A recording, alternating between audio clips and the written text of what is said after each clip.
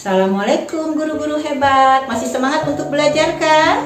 Hari ini kita akan bahas apa ya?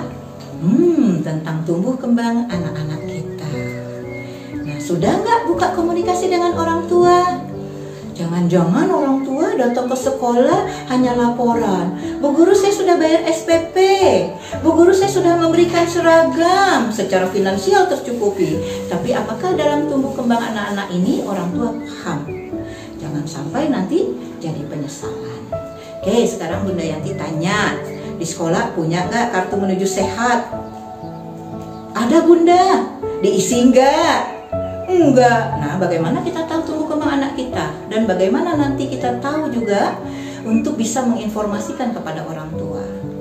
Nah, ini sebenarnya banyak kan orang tua yang suka menunggu anak-anaknya di sekolah? Banyak ya. Sampaikan kepada orang tua, pada saat menunggu anak-anak di sekolah tidak hanya ngerumpi soal kerudung, mana jilbab yang bagus katanya ya, tapi bagaimana kita berkomunikasi tentang tumbuh kembang anak-anak kita.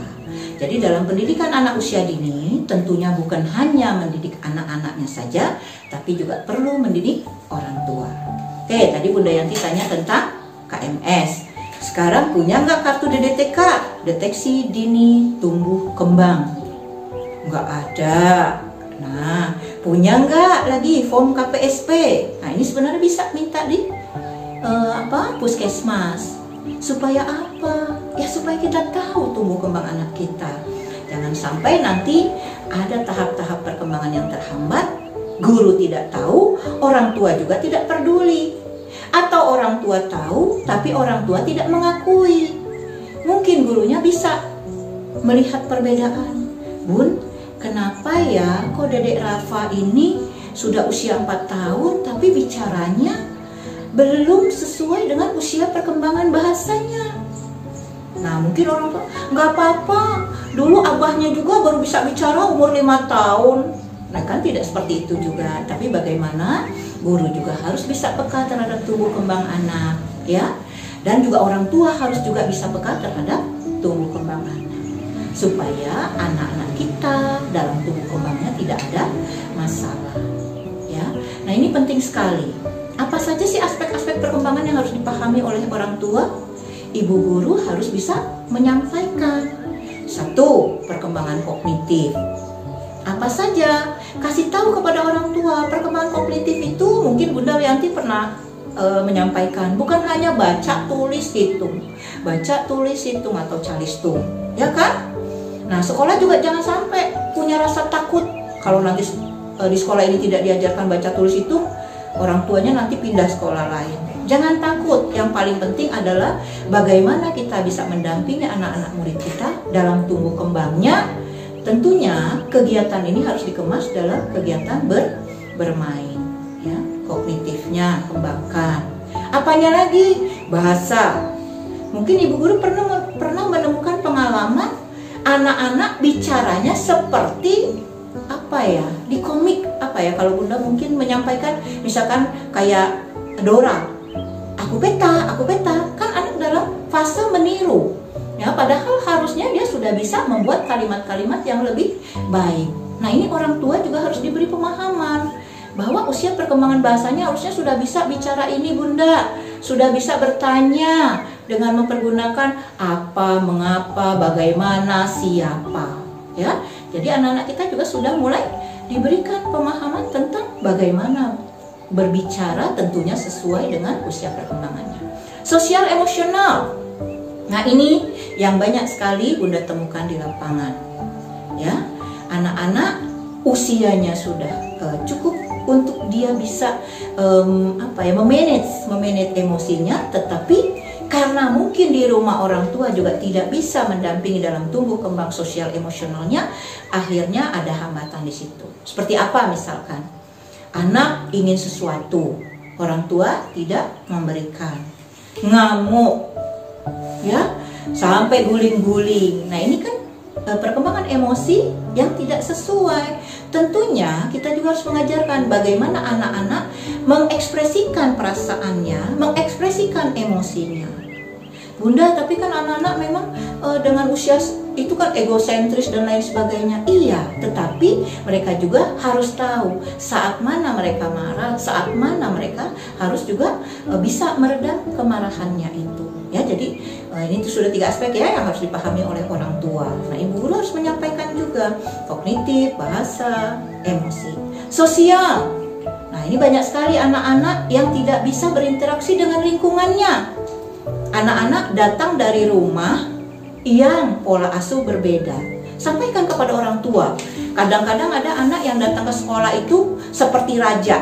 Ini mainan aku, ini punya aku, temen gak boleh pinjam. Nah, hal-hal ini yang tentu juga harus menjadi perhatian orang tua, ya. Bagaimana mereka berbagi dengan teman, bagaimana mereka bisa bermain bersama, tidak sendiri. Nah, kalau misalkan dia usianya sudah bisa harusnya interaksi dengan lingkungan, kok ibu guru melihat ini kok berbeda, sampaikan.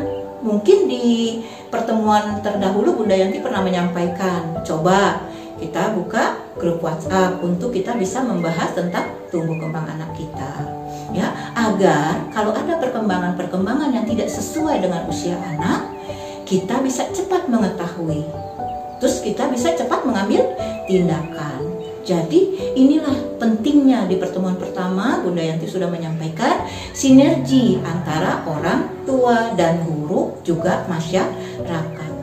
Apa sih untungnya kalau kita tahu lebih cepat? Tentunya penanganannya pun akan lebih cepat. Intervensinya akan lebih cepat juga. Pada saat kita bisa berikan perlakuan yang tepat dan cepat, tentu tumbuh kembang anak-anak kita insya Allah akan menjadi lebih baik. Bunda, yang kayak gitu ABK kah? Iya, memang mereka perlu perlakuan khusus, ya. Tetapi tentunya kita harus bisa membedakan mana yang ABK permanen, mana yang ABK sementara atau apa ya. Jadi memang ada yang permanen, ada yang temporer, ya. Nah, ini harus bisa kita bedakan. Sudah 4 aspek tadi yang Bunda bahas. Ada kognitif, bahasa, emosi, sosial, apalagi ya? Ada nggak? Coba siapa yang ingat? Di sini tentunya harus ada seni. Kita juga seni, bagaimana anak-anak kita mencintai seni, ya. Nah, di sini seni ini juga penting, bukan tidak penting.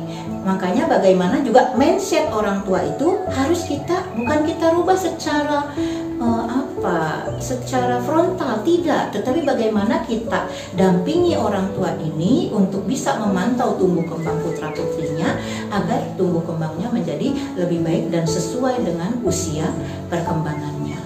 Jangan orang tua berpikir anak-anak yang akan berhasil hanya kalau yang cerdas saja secara kognitif. Tidak seperti itu. Misalkan ada anak kita yang pintar main sepak bola. Nah, jangan main sepak bola. Iya, jangan main sepak bola. Ngapain capek main sepak bola? Padahal sekarang banyak sekali pemain sepak bola yang juga bisa berhasil, ya kan? Nah, yang terakhir kita akan bicara tentang agama dan moral. Di rapot kan ada kan penilaian itu 6 ya, nilai agama dan moral. Ini penting sekali. Bagaimana anak-anak kita ini paham tentang dirinya ciptaan Allah. Paham lingkungan ya, tanaman, hewan, itu semua ciptaan Allah.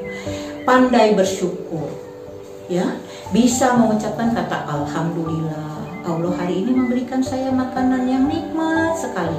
Ini penting juga diberikan kepada orang tua agar orang tua bisa mendampingi 6 aspek tumbuh kembang anak-anak kita, ya. Jadi tetap semangat.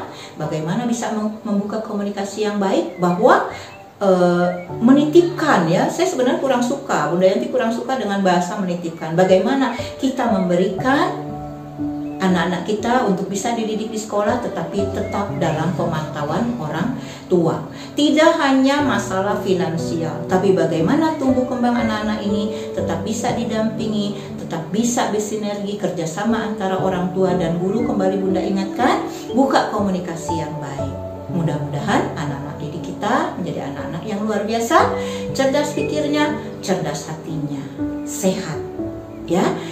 Terus juga mereka menjadi anak-anak yang ceria, karena anak-anak yang bahagia, anak-anak yang akan tumbuh kembangnya tentunya juga akan baik, ya. Buat satu kegiatan selalu dengan permainan. Jangan duduk saja di kursi, anak-anak diam, pegang buku, pegang pensil, bosan nanti ya. Ajak keluar, lihat lingkungan. Ajarkan juga kepada orang tua, Bunda nanti ajak dedek ya keluar. Untuk apa? Banyak kok yang bisa kita pelajari Bunda. Ada 6 aspek yang bisa kita pelajari. Misalkan Bunda ajak anak-anak melihat selokan. Di selokan ada anak katak ya, bludru mungkin. Nah, dihitung, dilihat bentuknya, kognitif ada ya. Oke, mungkin nanti pertemuan selanjutnya kita akan bicara lagi tema-tema yang lain ya. Sampai jumpa, tetap semangat mendampingi anak-anak usia dini kita. Assalamualaikum.